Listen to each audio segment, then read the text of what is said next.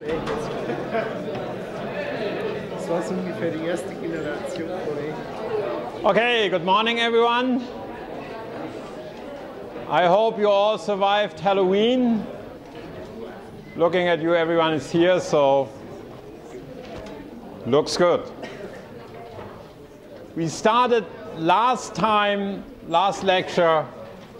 Let me just see if I have all the lights on here.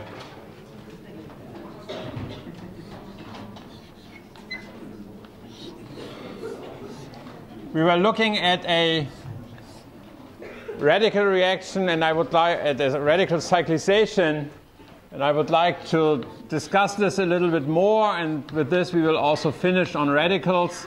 But this is a great example, again, to discuss concepts. And we were considering the fact that if you initiate such a reaction with tributyl tin hydride, AIBN, you know that this combination generates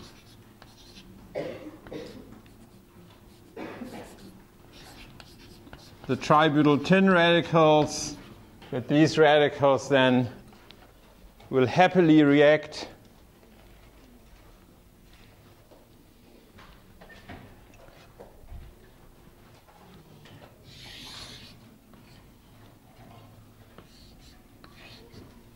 with a bromide to abstract the bromide to form such a radical. And now the reaction we have already learned is that tributyl tin hydride can do a reduction. And so in the absence of the situation we are considering here, that we have another reactive moiety in our substrate, we would expect that simply a reduction takes place. But as an alternative, and this is what we were discussing, is that the radical here can add to the double bond, and it can do this in two different ways.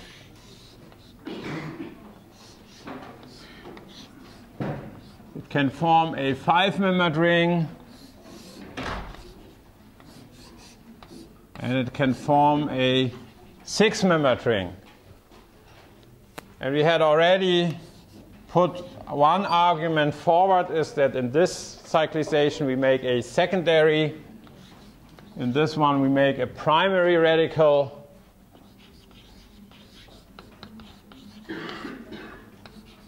The secondary radical being more stable.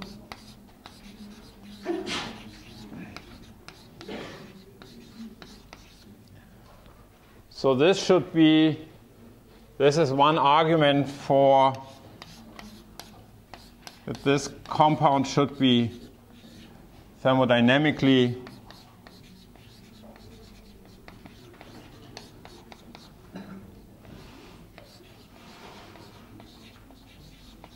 favored. So this is, I think, pretty much where our discussion stood. We can take some more factors into account here. Of course, if we discuss stabilities, or if we discuss the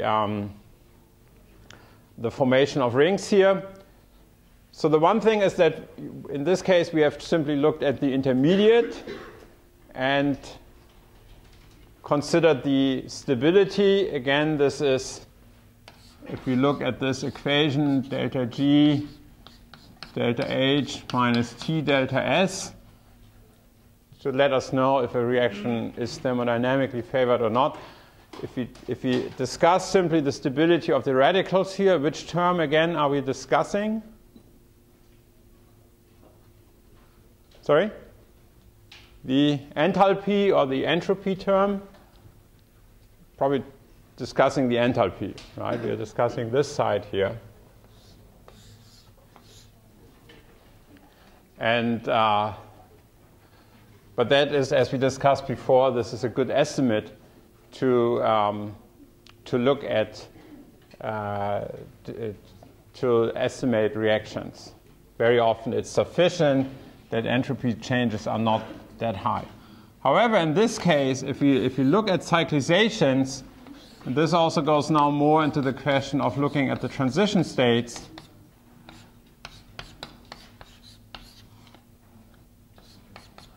entropy plays a factor. And in which case, why is entropy a strong factor in cyclization reactions? In the cyclization, do you fight the entropy term, or do you actually, is it helping you?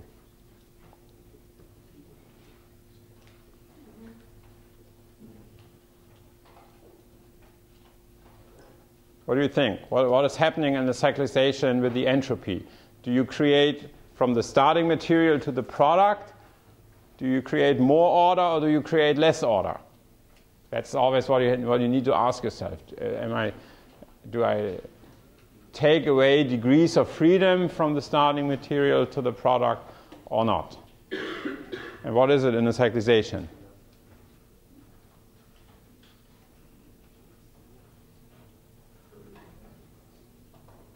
Is it more ordered or not? I think it is more ordered. Of course. It's a lot more ordered. Look at this. This acyclic starting material, look at around how many bonds, just the number of rotations around the bonds is very big. So it's very free. It has a lot of degrees of freedom. In the cyclized product, it has not. And so you are severely restricting the degrees of freedom when you do a cyclization. And you do this even more so the bigger the ring is, the bigger you make a ring, the more you have to order and the more you restrict the free rotational bonds in the product. And so usually the bigger you make the ring, the more difficult the cyclization is in terms of entropy. So if we are looking at entropy, this is especially then present in the transition states, because the transition state for a ring closing reaction has to be highly ordered, is the entropy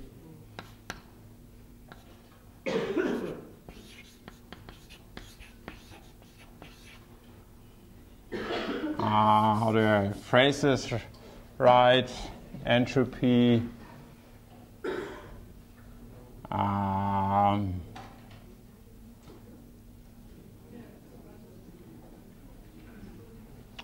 do we phrase this best? Ring closing, ring closure.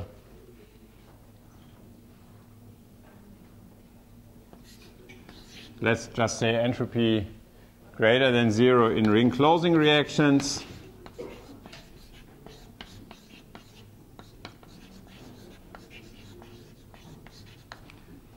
Yeah. And the greater the ring, the bigger the ring,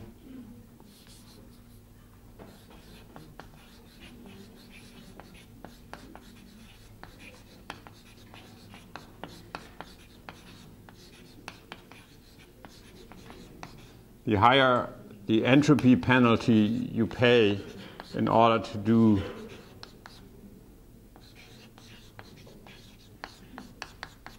this. And so that is a factor to take into account as well. And this tells you that from an entropy point of view, small rings should form, that's maybe also a different way to put this. So the entropy argument tells you small rings form easier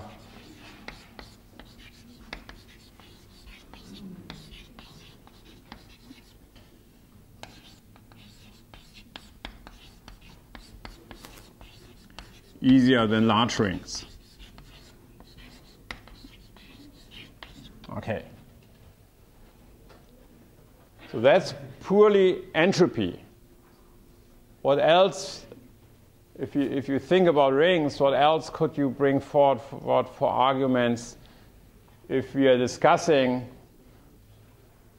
for example, what we are discussing here is the formation of a 6-membered ring versus a 5-membered ring, and then if we say smaller rings, 4-membered rings, 3-membered rings,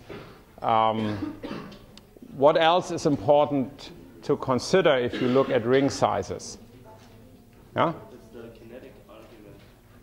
It's the let's just stay in the moment for stability. Kinetics, yes, kinetics. We look in this in just a moment. Just when we're looking at rings, what else is important? How is a 5-membered ring different from a 6-membered ring and from a 4-membered ring and a 3-membered ring? Huh? The angle between the bonds. The angle between the bonds. In a 3-membered ring, the angle in the cyclopropane, the angle must be how much? If you look at, that's mass beginning, right? 3-membered ring, cyclopropane. How big is the angle here? 60 degrees, thank you. How much does it want to be? When is a carbon happy in sp3 carbon? Yeah? 109. So this is 60 degree. 109 degrees is the amount of happiness. And so this is 49 degrees away from happiness, right?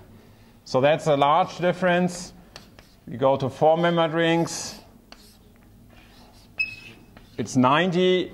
Now in a 4-membered ring, the system can pucker itself a little bit to avoid this. And then in the 5-membered ring, it is already, it's 108, I believe. So here we are very, very close. And in the 6-membered ring, because this is not planar any longer, it is also, it more or less can take the ideal, bond angle. So what is behind this is the idea of ring strain.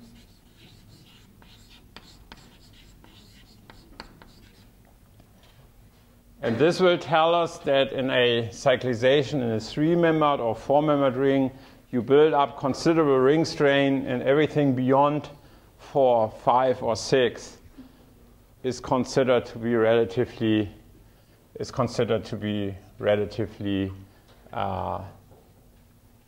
without a strain. So here, let's see this. So entropy says small rings form easier than large rings. The ring strain argument will tell you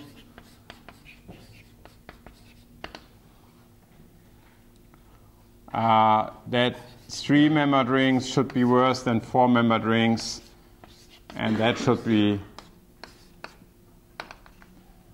then from 5-membered rings on, it should be okay. And if you combine these two,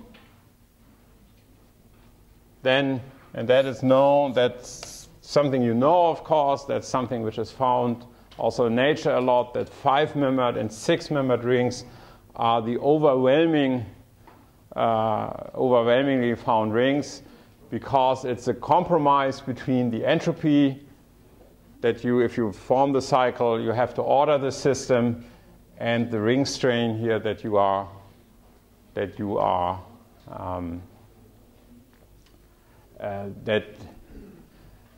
build up ring strain in small rings because you are away from the ideal bond angles. And we looked here for the sp3 centers, but the same thing is even more true with sp2 and sp centers. And now somebody said kinetics are important here. And what do you mean with the question of kinetics? You said in the ring closing reaction, the kinetics are important. This is a question how easily the reaction centers can find each other, right? If two reaction centers are close, probably the kinetics is better and easier than if two reaction centers are far away. This again goes in the entropy argument. Again, if you start having a very large ring, you have to orient the bonds in a in a defined way so that the reaction centers can come close. And so you have to rotate a lot of bonds in the right way, and that is difficult. In smaller systems, it's easier. Simply, you do not have to go through so many conformations to find the one where the centers are closed. Okay, so nevertheless, so we have argued already that in the 6-membered ring, secondary radical should be more stable. This should be slightly better from the entropy terms because we are not organizing quite as many bonds here. We keep basically one freely rotatable bond more here than in the 6-membered ring. And the question is now, if you look at the transition state, what is the better, or what is the reaction which takes place more easily? And if you look at this, again, the question comes, which of the reaction centers, or in which orientation, are the reaction centers closer to each other? And you get already an idea here, and of course you know if you form a 5-membered ring, the reaction centers here between 1 and 5 have to come together, and that is certainly closer than if you come together with the 1 and 6 position. And let me just ask you, if this radical adds to this double bond, which orbital is involved on the double bond?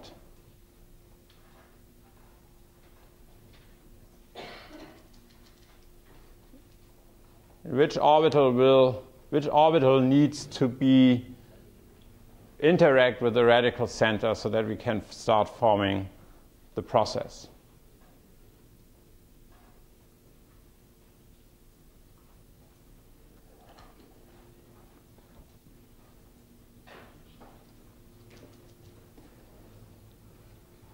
Which bond are we breaking? Look at this in the first place. If you now you have to consider something is going on with this double bond here, right? So, and that is broken in the end.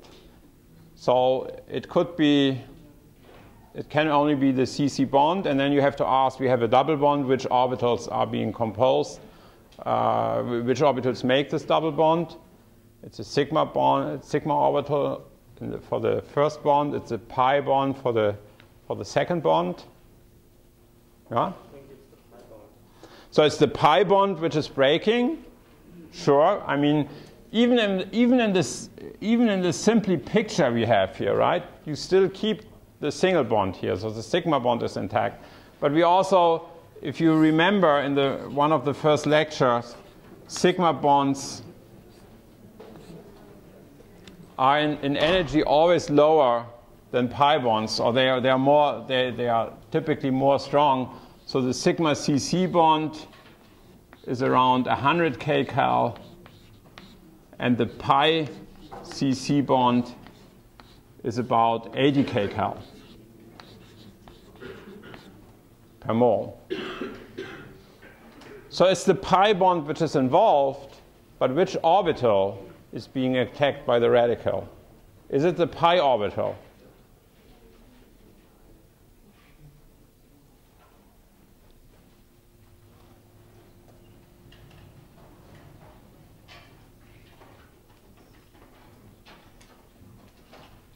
Who thinks it's the pi orbital? Who thinks it's not the pi orbital?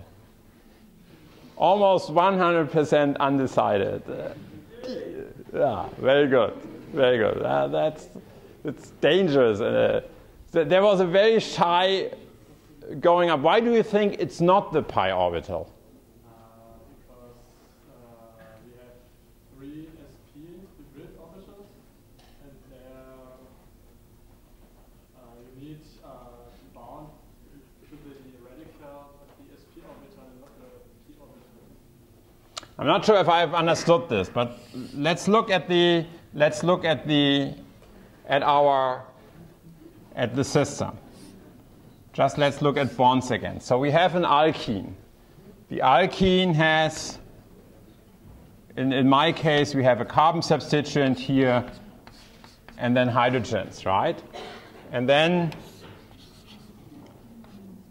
these carbons are sp2 hybridized.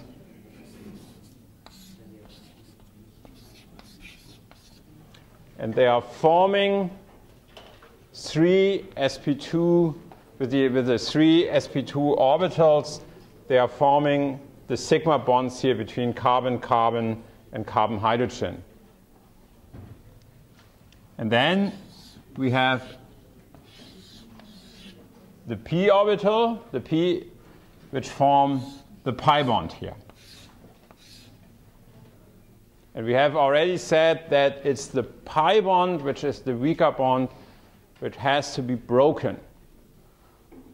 But nevertheless, it cannot be the pi orbital which interacts with the radical center, for a very simple reason, that the pi orbital is filled. If the radical would like to interact with an orbital, it should be an empty orbital. It cannot be really a filled orbital, because this brings, we can only put 2 electrons in an orbital, right? And so any type of transition state where interaction would occur, a filled orbital here would not make a lot of sense.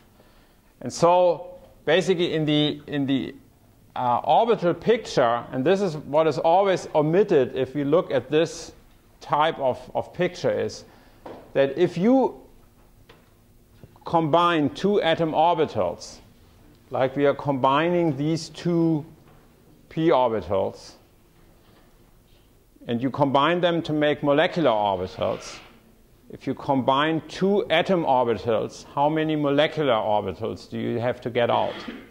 What are my colleagues in physical chemistry teaching you? Probably with lots of integrals involved. How many atom orbitals, 2 atom orbitals make how many molecular orbitals? Also 2. It's very democratic. There's no losses in organic chemistry. 2 atom orbitals make 2 molecular orbitals in all cases. It's just that we usually do not write them, because usually you have the combination of in our case, we have 2 p orbitals. We combine them, and there is a favorable combination, and there's an unfavorable combination. If you want to picture this, you can combine these 2 orbitals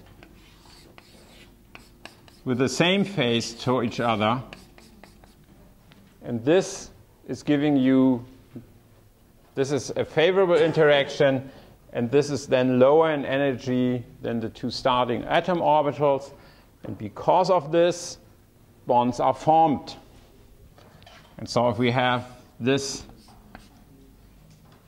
in singly occupied,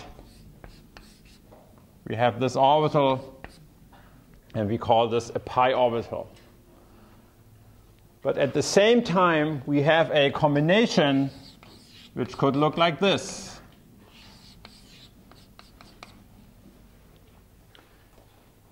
And this is creating also an orbital, and this is the anti-binding orbital.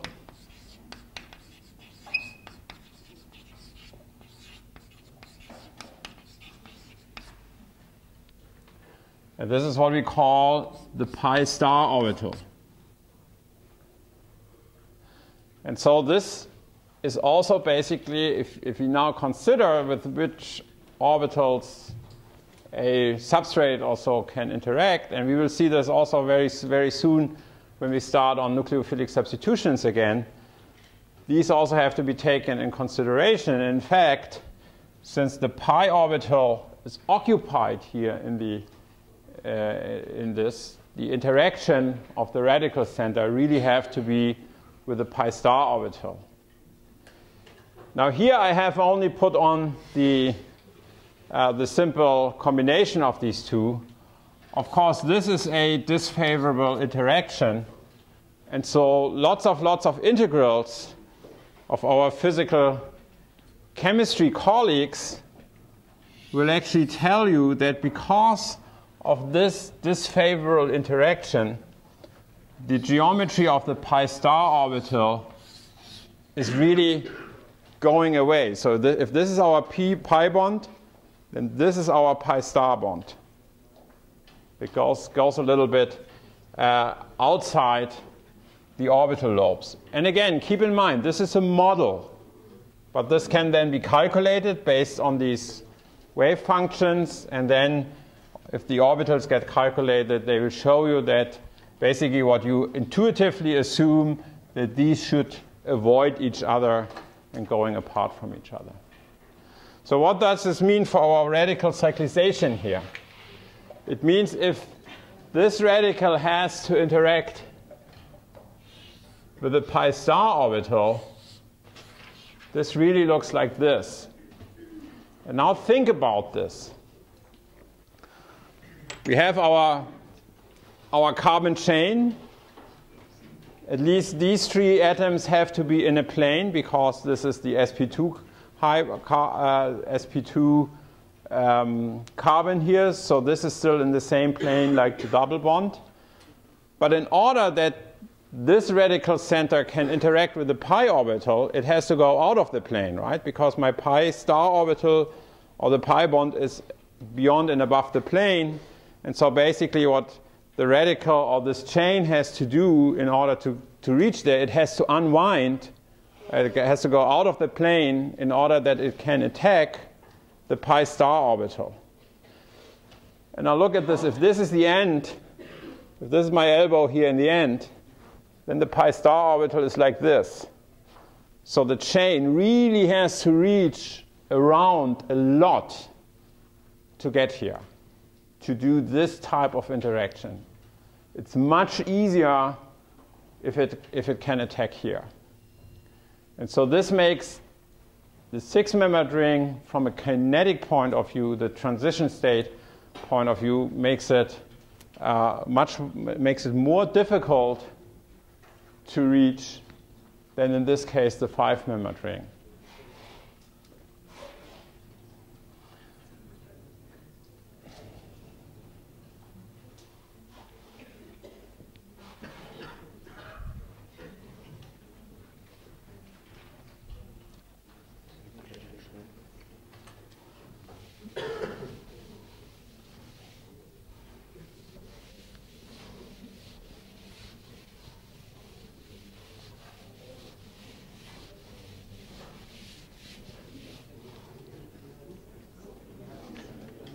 And simply based on such geometry analysis,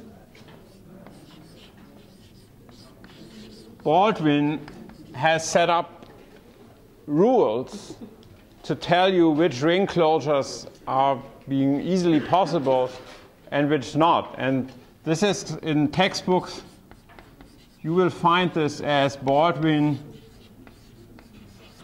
ring closure rules.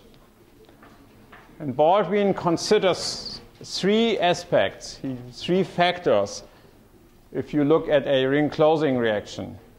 He considers ring size,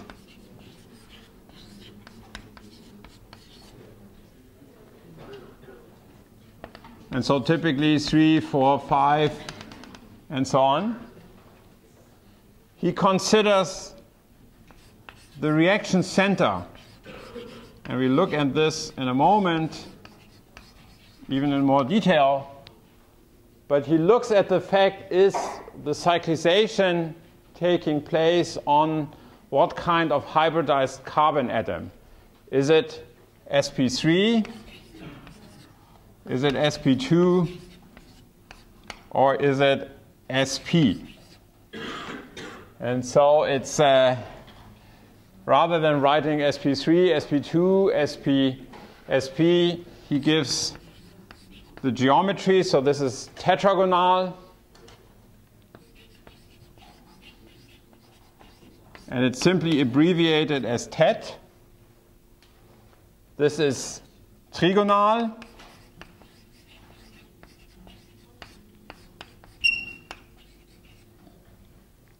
So this is abbreviated as trig, and this is diagonal. And so it's abbreviated as dig. So we have tet, trig, and dig ring closures. It's almost like we have Uncle Scrooge, right? It's almost like tick, trig, and track. What is it in English? Uncle Scrooge, where is it? You never read Uncle Scrooge. You only read chemistry books. You know Uncle Scrooge, Uncle Dagobert? The guy who has lots of money, then there's Donald, and then there's his 3 nephews.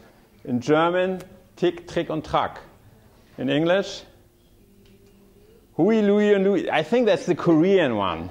I'm not sure if that is or the Japanese one, because I heard that before as well. The Hui, Louie, and what is this? Hui, Louie, and Dewey. Yeah. Okay. So anyhow, in chemistry, tet, trig, and dig. Okay. So this is the next thing we need to consider.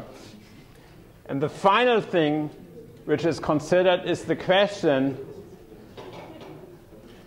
if we are forming a ring, at the center where we are forming it, a bond is breaking. And it's considered if the bond which is breaking, in this case the carbon-carbon bond, is it breaking inside or outside the ring? If you look at the 5-membered ring closure here, then the carbon-carbon bond is breaking outside the ring. If you look at the 6-membered ring forming, the carbon-carbon bond is broken inside the ring. And so this is the last thing which is considered bond breaking.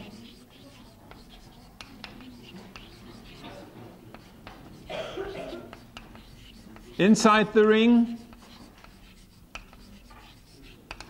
and that is called a so-called endo-ring closure,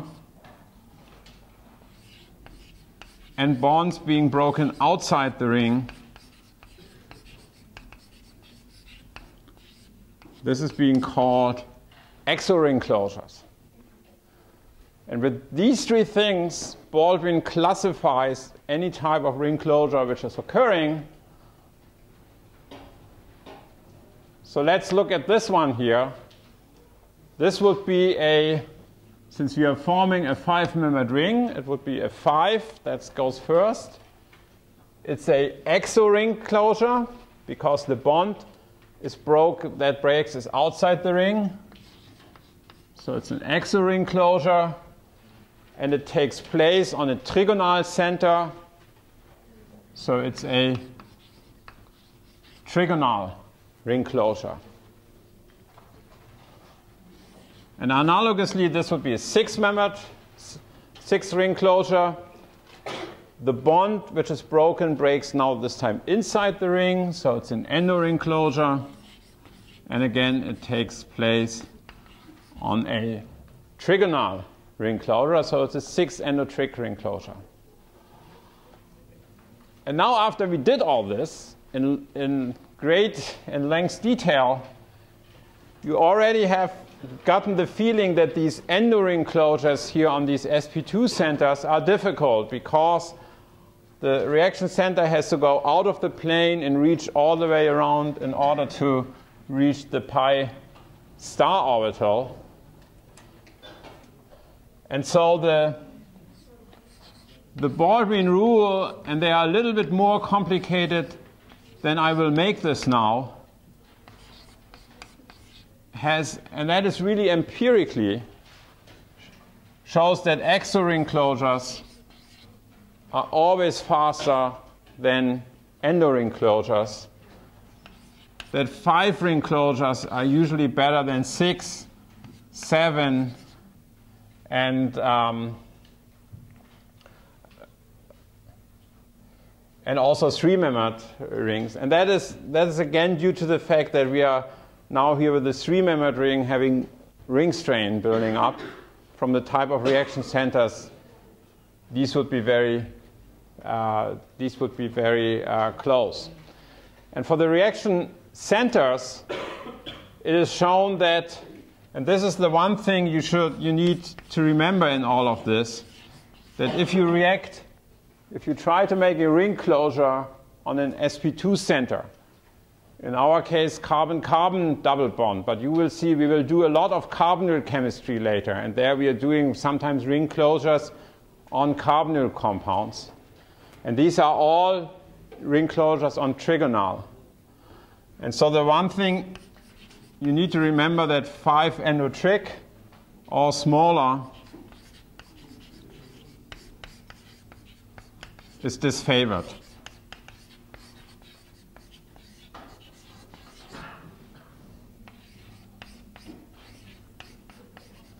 And all others are okay.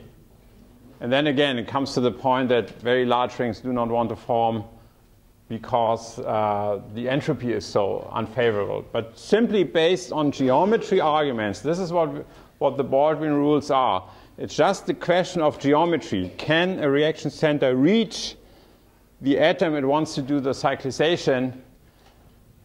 This is the rule to remember. 5-endo trig or smaller is disfavored to the point that it does not happen.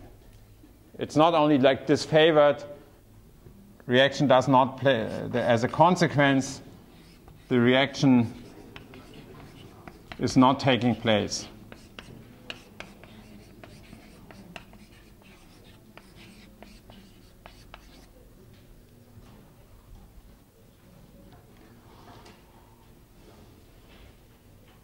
Now,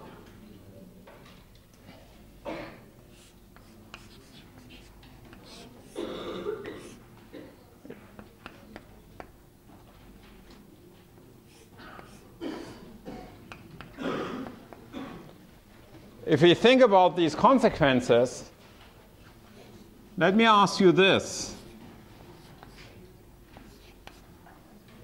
If we do the same thing, and now I have shortened this by 1 carbon,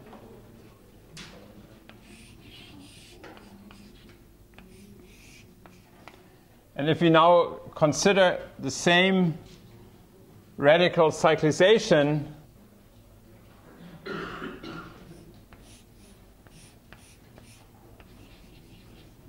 with the possibility of either forming a 4 or a 5-membered ring. Can anyone tell me the first one, what kind of ring closure this would be, according to this classification?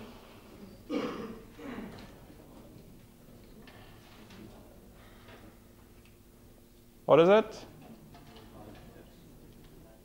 The first one is 5. My 5-member rings must be not very well drawn here. So that's 4, right? 4, is it exo or endo? It's exo. The bond breaks outside of the ring. You see the triple bond was before here. And so it's a 4-exo dig ring closure.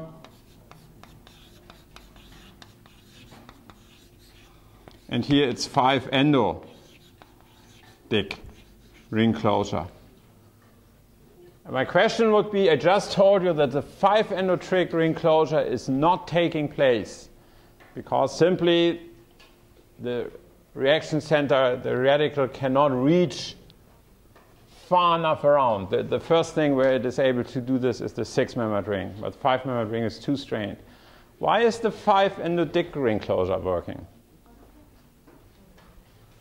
Why does this work? Why is 5-endo trig not possible, but 5-endo dig is possible?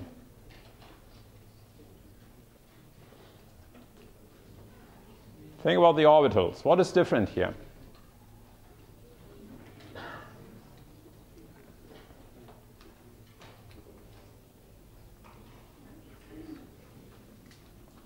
You think about the 3-membered or the triple bond. Then we have pi orbitals which are orthogonal to the chain here. So if this is the multiple bond, then we said the chain is in an sp2 orbital, and then by a double bond it has to reach around in order to interact with the pi orbital. With the triple bond, there's a second set of pi orbitals which is in the plane of this chain here, right? So geometrically it's much easier. And therefore such ring closures to in a 5 endodic mode are being seen and compete successfully with such a 4 exodic mode. But again, the one thing to simply remember, and this is very important, is 5 endotric or smaller. This is the only thing which is not working. So we will use this concept as we go along with other reactions, not only radical reactions. The Baldwin rules in ring closing reactions are being applied to any type of reactions. And it's very helpful if you plan a reaction to do this type of analysis.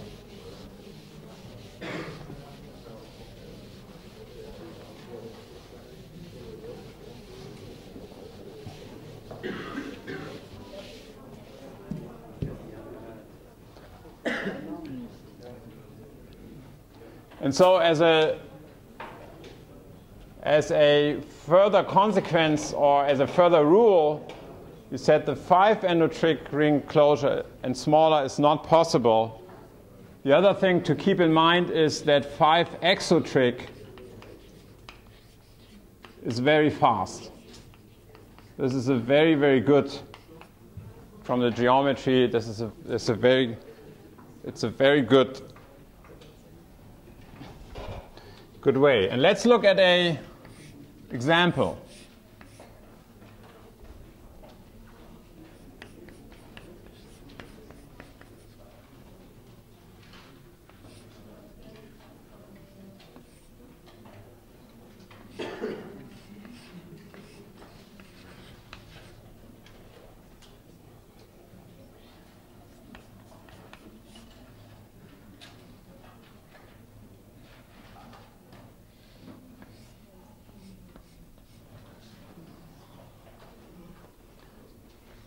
If we treat this compound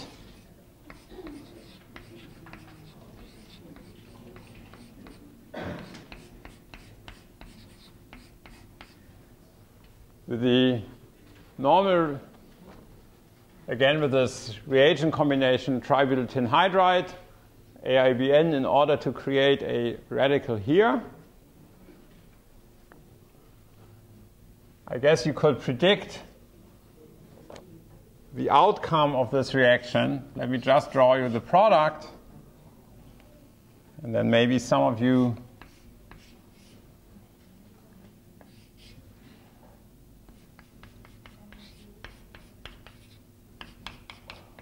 would like to comment on this.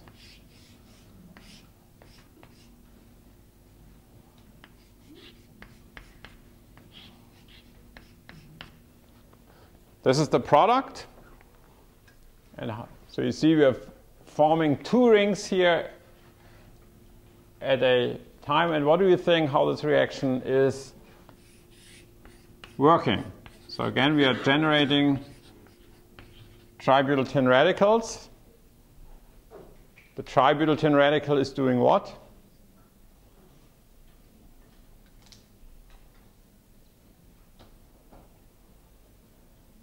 Yeah. Attacking at the bromine? Yeah, attacking the bromide. So we're forming the radical here.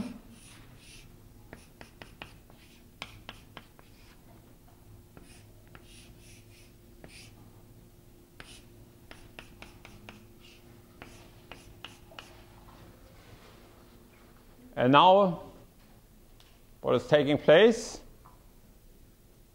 First ring closure is taking place. And where there are multiple double bonds, yeah? I have a exo ring closure. Yeah. So you see, if you do this, and this is, I think, still a relatively simple example, but what you simply should do is, if in doubt, you just draw numbers onto your atoms. And then, of course, this is relatively trivial. You have the possibility of the 5-membered ring closure, of the 6-membered ring, and in principle, you would have 10 or 11-membered ring. And we already said if you have the option for 5 and 6, this is dominating everything. In this case, there is, if we form the 5-membered ring, it's an exo ring closure, because then this double bond is breaking outside the newly formed ring. And this is more favorable than the endo ring closure. So indeed, at the first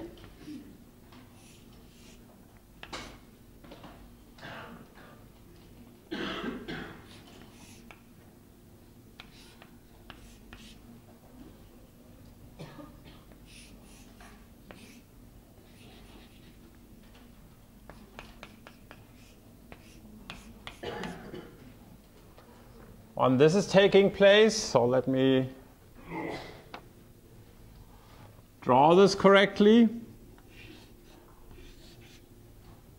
Then always keep in mind, don't destroy the radical. If you're doing now this type of transformation, you need to have, again, a radical center here. Now, as you can see here in the starting or in the product, there's also some stereochemistry involved. And it is shown here that this chain, which is on top of this ring, the methyl group is below, that this chain is apparently attacking on the same side from where it is coming here. So that then these two rings are being fused cis to each other. Again, we are covering a number of things here. If you have a molecular building kit or so, you should convince yourself that if you put two 5-membered rings onto each other, that if you try to do this in a trans fashion,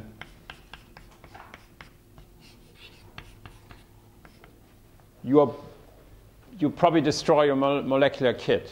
You will see that it is extremely difficult. See what you are asking. You're asking that this bond goes up, down, this bond goes up, and then you try to do the connection. And this has very high ring strain.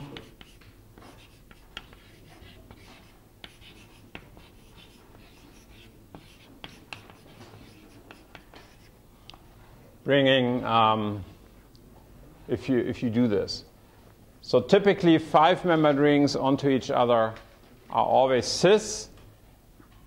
If you are in the 6-membered case, you know there you go in the chair type transition chair type geometry.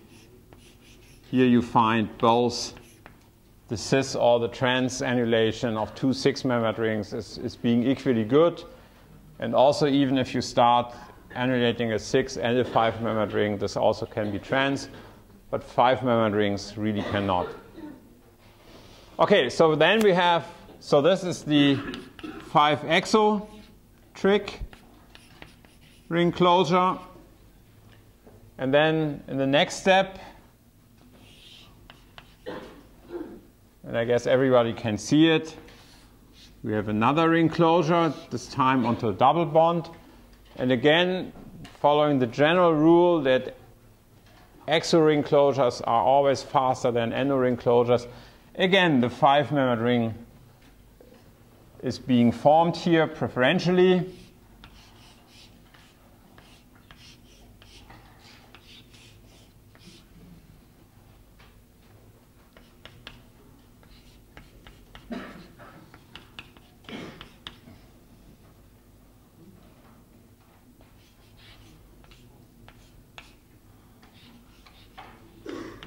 Again, if you need to discuss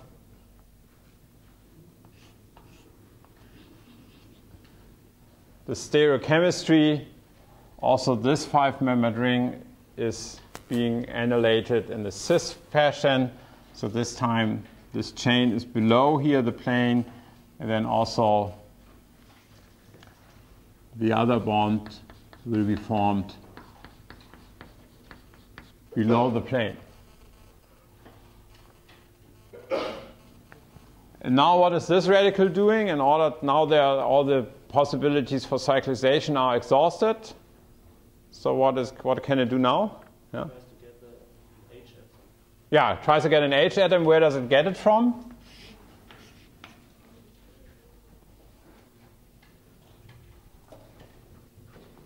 Gets it from the tributyl anhydride, right? Which then closes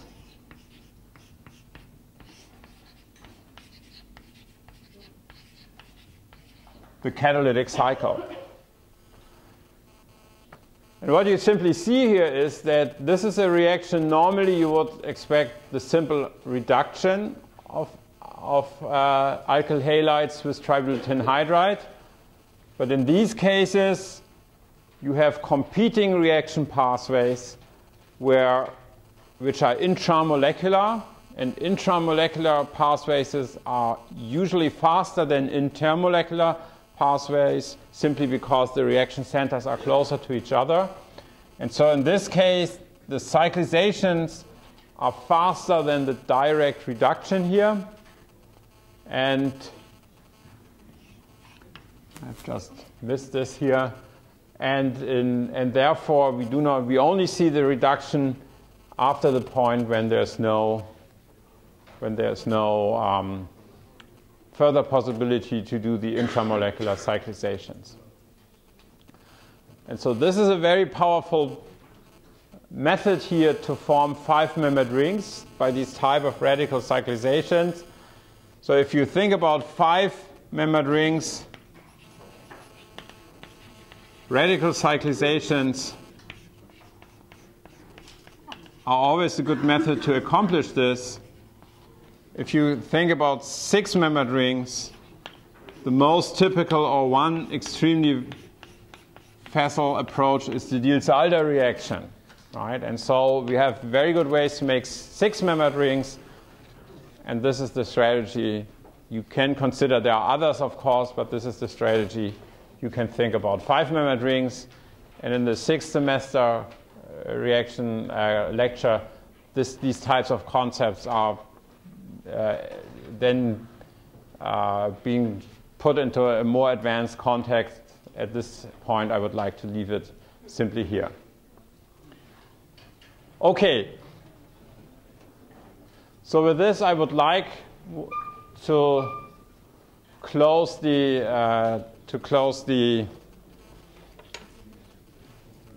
radical reactions. The only thing, maybe I need to go back to one thing again.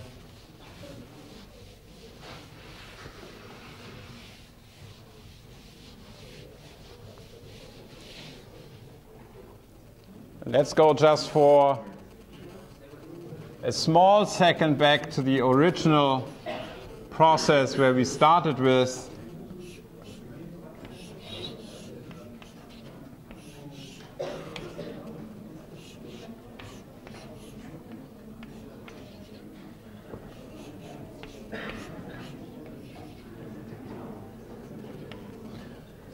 And we have understood that this should be thermodynamically favored.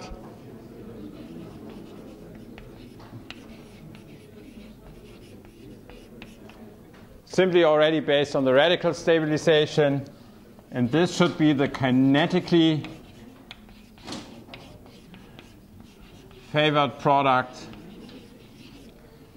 based on the fact that the reaction centers are closer to each other, that the geometry for the ring closing reaction is better. Now, what kind of conditions, reaction conditions, should you try to use in order to run this under kinetic control or thermodynamic control? So again, keep in mind, kinetic control,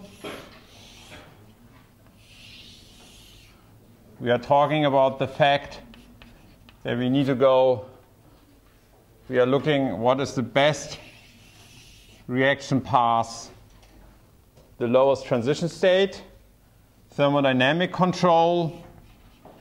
We are looking at stabilities of starting materials and products. So this is the thermodynamic.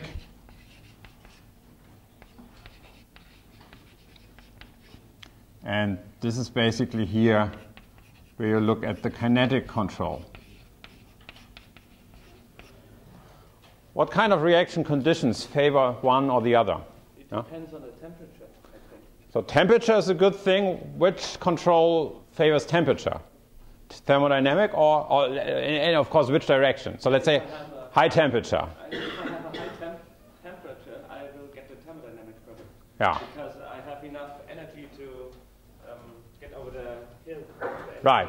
So if you have high temperature, it does not really matter so much if how big the difference is here.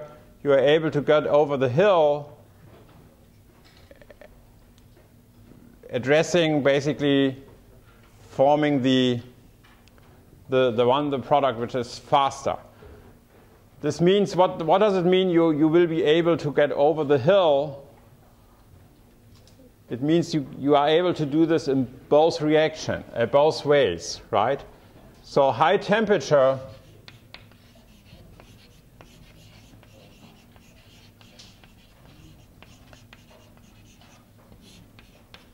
what you really try to do is to set the reaction into an equilibrium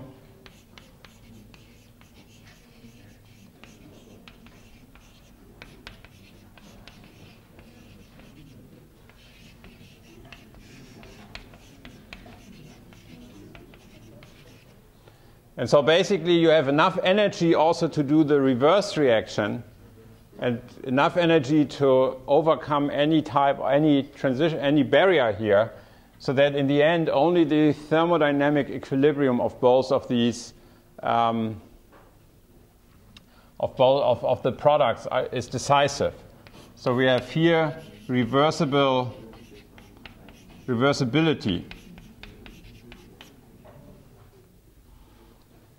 And so basically what you're trying to address here, if you do this reaction, if you do it at high temperature, you would like to see the temperature high enough that also these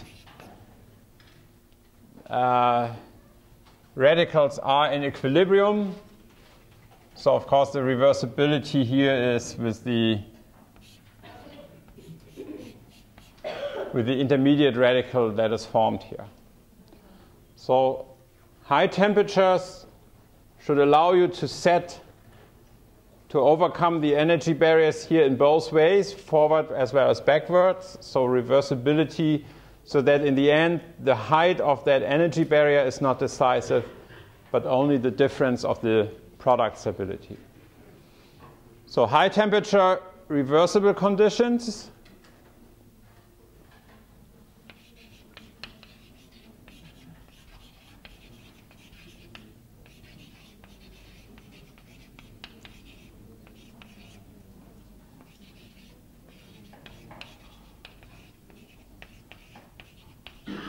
And then for the kinetically control, the exact reverse thing is true. So you would like to see low temperature and irreversible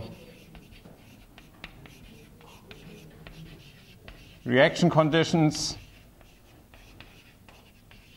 so that you really ideally bring up most of that the reaction will follow the lower, or will follow preferentially the lower energy barrier, and that your reaction conditions will not allow, even though the thermodynamically less favored product might have formed, your reaction conditions will not allow it to go back. And so therefore it's irreversible. Once it is as the product, it stays as the product, and only the difference in the energy barrier is decisive here.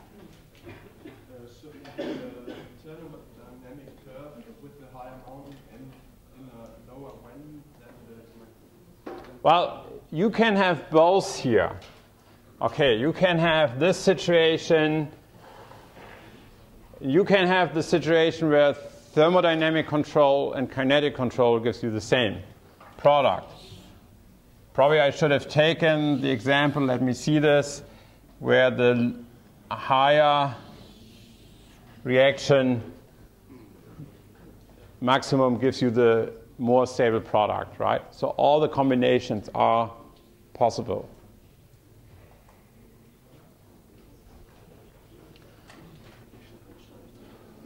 Okay.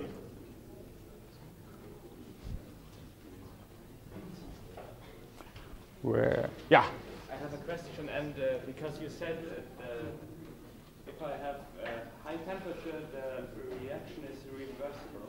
Mm-hmm. Doesn't it depend on the difference between the energy difference between my starting material and the product if it is reversible? Because if the difference is very high, I can get over the hill but not back. Yeah. Okay. So the question is, we said high temperature pushes your reaction to reversible conditions, and here the question was maybe, however, the product is so stable that the energy barrier to go back is not being possible. And then, yes, of course, then your temperature has not been high enough to reach reversible conditions. But the general rule is that the higher you make the temperature, the easier or the more likely the reaction reaches reversible conditions. If the temperature of and then of course if your well is too low here, if you form an extremely stable compound, then even very high temperature might not help you. But certainly higher temperatures always favor reversibility.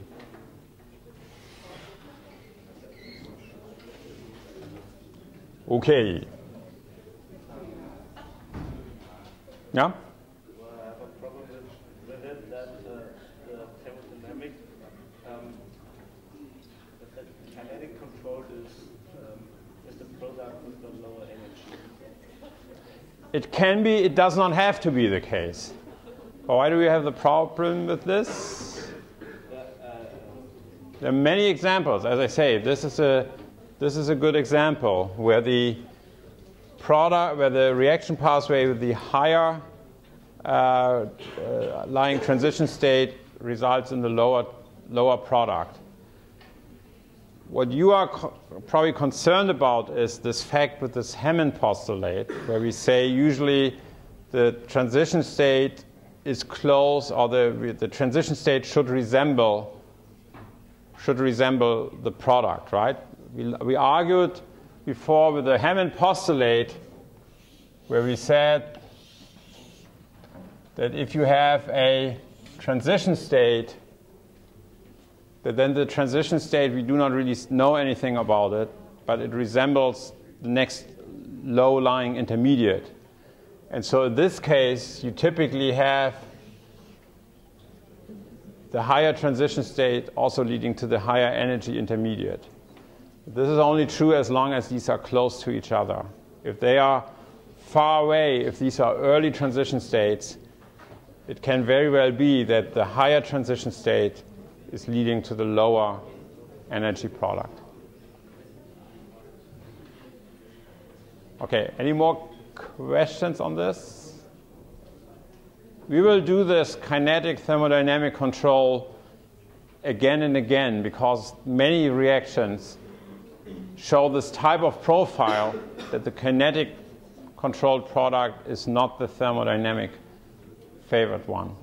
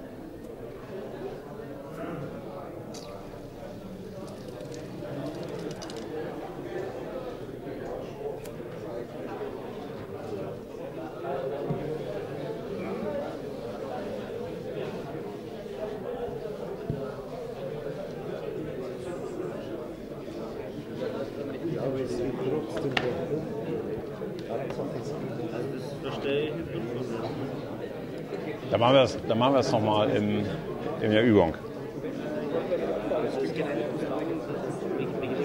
Wie das jetzt sagt, ich habe das immer vor Augen, dass das Thermodynamische immer das mit der geringeren Energie produziert, das stabilere. Ja, ist ja auch. Aber dann haben Sie Also,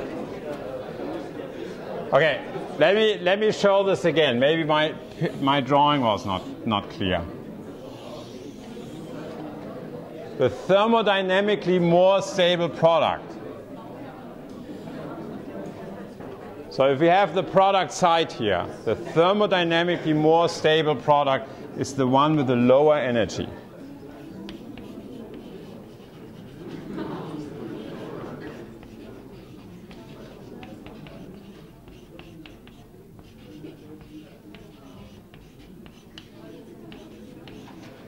This is more stable than this, simply for energy reasons. What is happening here, that this is thermodynamically more stable than this one, does not necessarily mean that the transition state leading to it is energetically lower than the transition state leading to this. So we can have this situation like this. And in this case, the kinetically favored product would be also the thermodynamically favored product. Okay, so this would be here kinetically favored.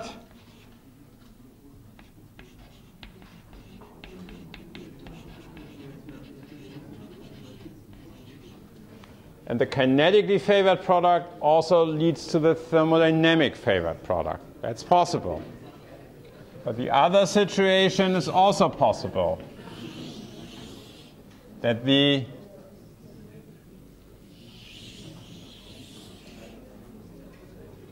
kinetically favored product is leading to the thermodynamically less favored product. Both cases are possible.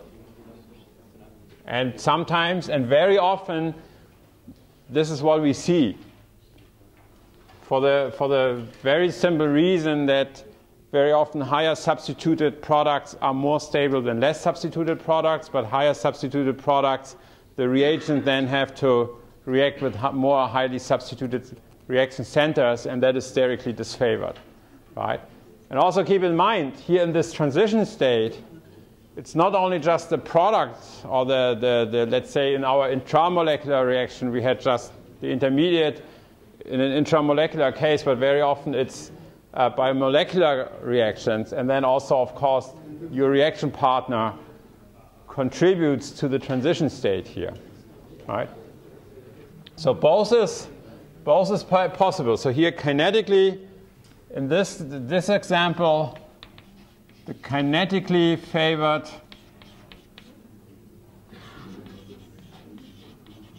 transition state leads to the thermodynamically favored product.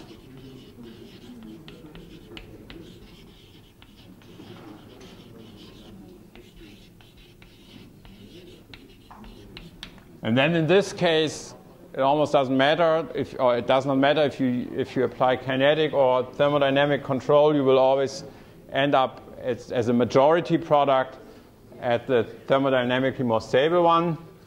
And here we have the kinetically favored transition state leads to the thermodynamically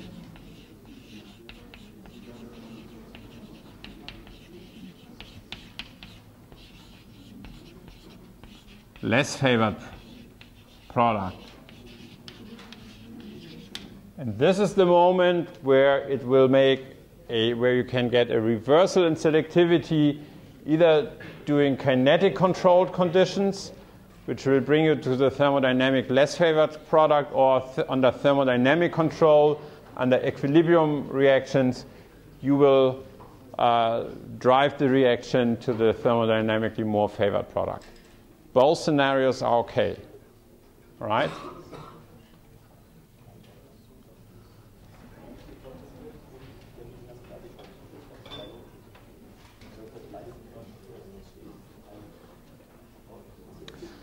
Okay. Hm? Das Thermodynamische war. Dabei kommen die alle beide auf dasselbe raus. Das war das Missverständnis. Ah, okay. Okay. All right. Let's start with another reaction you know well. Let's talk about nucleophilic substitutions. Important area, but we will do this much shorter since I believe here you have had much more in the basic organic class, and also a lot of the concepts we have discussed here should be already present to you. And we will discuss Sn1, Sn2 reactions, and here I'm not sure if you have seen this already or not. We will also discuss something which is a so-called Sn2 prime reaction. And we will also touch at so-called Sne reactions. And I believe maybe you have only seen the first two, so that we can look at something new. Does anyone remember what the 1 and the 2 stands for? Somebody in the bachelor exam told me, well, we had to number these reactions, right? So this is the first example, and this is the second example. Is there any meaning in the 1 and the 2? What does it tell us? What's the 1 and the 2 good for?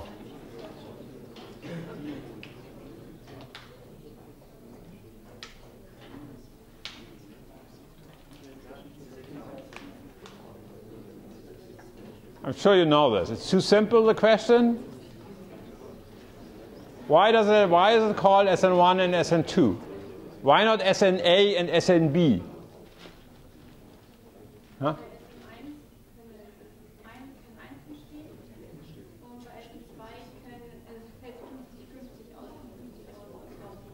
Okay, the answer was Sn1, one product is being obtained, Sn2, both are obtained. That's not true. That's not the case. Although, as a consequence, in a little bit different than you might have phrased it, you're correct. Sn1, there is a transition state. Okay, you already go on the mechanism. You say Sn1, there's a transition state. No, say again. Sn1 is a transition state. And Sn2 doesn't have a transition state? Not really. No. There's no, if a reaction would not have a transition state is the energy barrier. If there is no transition state in a reaction, this would not be stable. I think I know what you mean. You don't mean transition state. I think you mean intermediate. So again, let's talk about reaction diagrams here. Then let's do this indeed. And you're already on a more complicated case, but nevertheless we do this here. Sn1, Sn2. And we will explain this in a moment.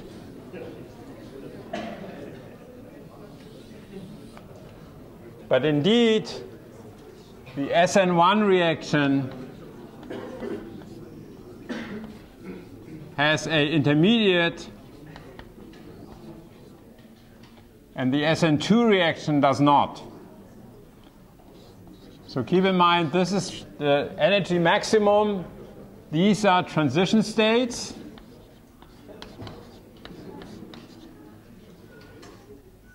And the intermediates are energy minima.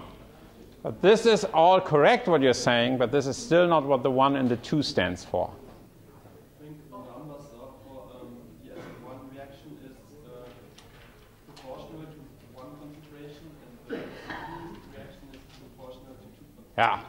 The 1 and the 2 is owed to our colleagues in physical chemistry. It simply gives you the reaction order, the kinetics.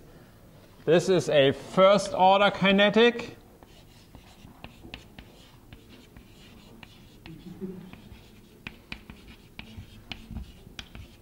And this is a second order kinetic.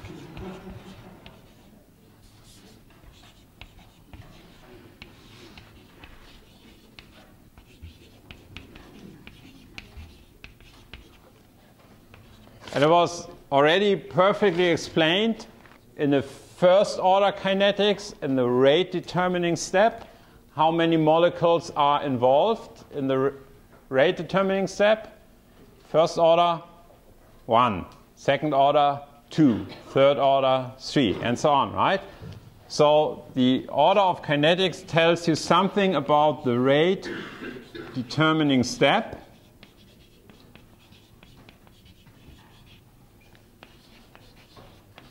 Very often you see in English textbooks this simply abbreviated as RDS. And this tells you in first order there's 1 molecule involved.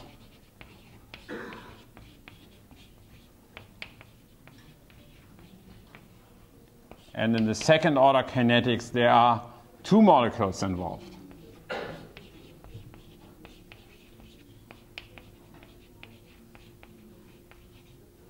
This is simply what is being measured. It's an experimental thing. And this will not tell you anything what we have done here already, that we already argued on the mechanism.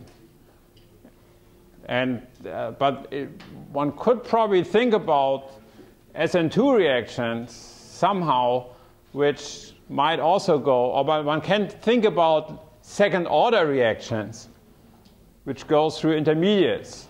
And go and are second order, like additions to double bonds or so. 2 molecules are involved there. Rate determining step, if it's the addition step, it can be a second order kinetics, and it still can go through an intermediate. This is already what was mentioned here, that the Sn2 reaction only has a transition state and the Sn1 reaction has an intermediate. That is already a specifics of the nucleophilic substitution reactions on saturated centers. But this is basically what you do first, or what you can do simply without knowing anything about the reaction mechanism, is that the kinetics are different. And then what you find out is if you do the typical reaction, you have a substrate with a good leaving group, and of course you know typically chlorides, bromides, iodides are good leaving groups, alkyl halides, and you treat them with a nucleophile.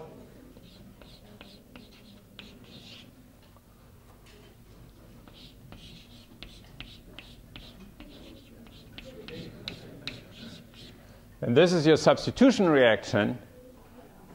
And now, if you would like to know more about this, then it might be a good idea to do reaction kinetics. And then indeed you see that depending on the reaction conditions, there might be reaction kinetics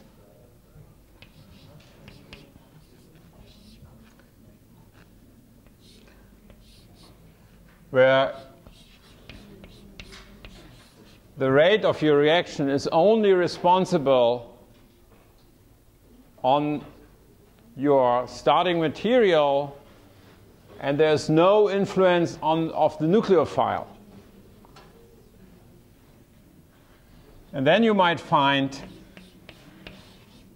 under different conditions, that your reaction rate might be dependent on the 2 partners you have, on your halide and on your nucleophile. And so that then gives you a second order kinetics here. That's simply experimentally, and you still don't know anything about this. Okay? very often if you would do this reaction, this experiment, and I'm not too sure, you have already all done physical chemistry lab class? Did you do something like this? Is there kinetics in there? Where is physical chemistry when you need it? Don't tell. We take this off the video, of course. Right? I think there is, I think you will do such an experiment. And also very often, and that's the real life, you might find something in between. You might find that you have competing pathways, that a portion of percentage of your reaction follows more an Sn1 pathway, another percentage follows more an Sn2 pathway. In the ideal world, and of course there are reaction conditions, and that's something we are going to discuss, what favors more the Sn2 pathway, what favors more the Sn1 pathway. And already as a consequence of this and some other things, let me just bring this to an end. Indeed, it was then found that in an Sn1 case, the rate determining step is the dissociation of the leaving group from your alkyl halide, and then only in the second step, in a fast step, which has no influence then on the reaction rate, because this is slow, and then no matter how fast this is determining the rate of the reaction. You will find the substitution product. And that is opposed to reactions where the rate determining step is being found to be dependent on both our nucleophile concentration and our halide. And here, you know the famous transition state which is postulated for this, that the nucleophile is attacking the halide, and in the transition state, the bond is being formed at the same time the bond between the leaving group and our alkyl group is being dissolved. And so this is the transition state we find here. This is the rate determining step, which then, this is the transition state, which then will bring us the product. And such a picture, what we have drawn now, explains the kinetics. Let's think again what we might have done. We might have investigated such a reaction. We find that sometimes under certain conditions the rate is only depending from our starting halide. Under other conditions it is also dependent, it's dependent on both nucleophile and halide. And now we have here a proposal, mechanistic proposal, which would fit the kinetics. And then we have to talk more about other things. What was said earlier here, there might be an issue of stereochemistry. One stereoisomer or two stereoisomers might form. And we have to see if the picture which we have put down here is then also holding for other experimental evidence we find. But so far, based on the kinetics, this is a reasonable proposal. And as you all know, is that other factors are holding in this proposal as well. Okay. We start the tutorial at 12. Is this okay? Yes. See you.